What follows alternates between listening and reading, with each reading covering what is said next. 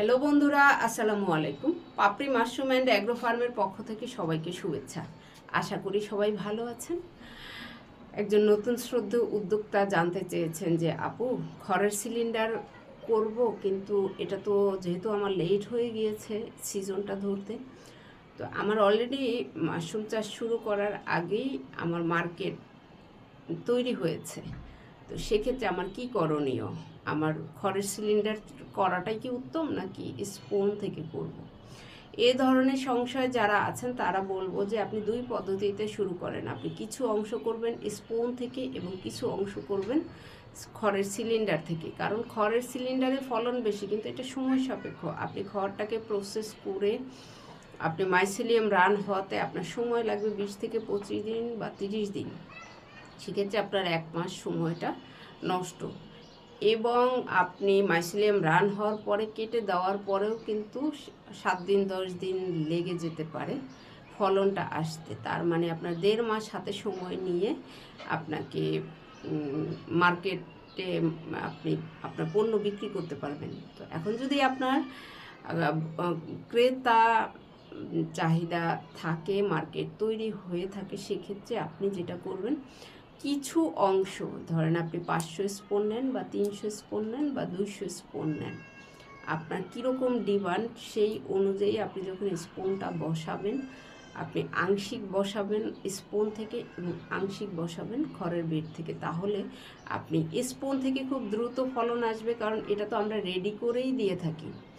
Ready হওয়ার পরে আপনি দুপাশ কেটে যখন স্প্রে করবেন, তখন কিন্তু আপনার বেশি সময় লাগবে না। 7 দিন 10 দিন 15 দিনের, সর্বোচ্চ 15 দিন লাগে না এই সিজনে। কিন্তু ওয়েদার তো আসলে আপ ডাউন করে, অনেক সময় একটু গরম পড়ে যায়, অনেক সময় একটু ঠান্ডা থাকে। আমাদের ঢাকার মধ্যে কিন্তু এখনও অত বেশি ঠান্ডা আসেনি, তবে গ্রামে হয়তো ঠান্ডাটা চলে এসেছে।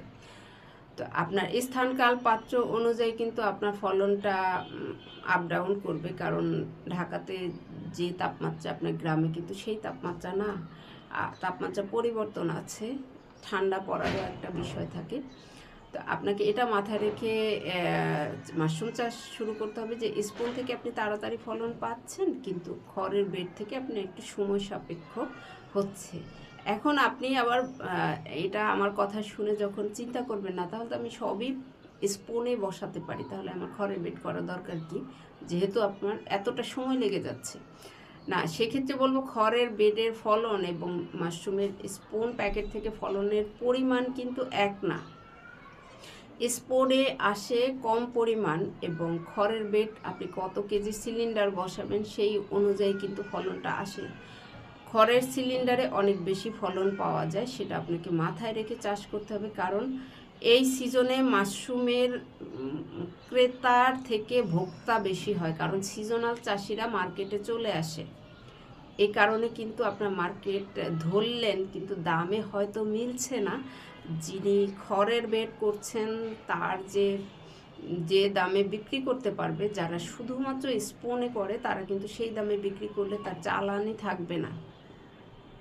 এই বিষয়টা মাথায় রেখে আপনাকে চাষ করতে হবে, তাহলেই আপনি লাভবান হবেন। আশা করি ভিডিওটি দেখে উপকৃত হবেন, এবং যে ধরনের উদ্যোক্তারা এই ধরনের সংশয় থাকেন তারা এই ভিডিওটি দেখে অবশ্যই আপনি আপনার হিসাব নিকাশ মিলাতে পারবেন। ভালো থাকুন, সুস্থ থাকুন এবং নিজ ঘরে ঘরে মাশরুম চাষ করে নিজের পুষ্টি চাহিদা মিটিয়ে তুলুন। ভালো থাকুন, আল্লাহ হাফেজ।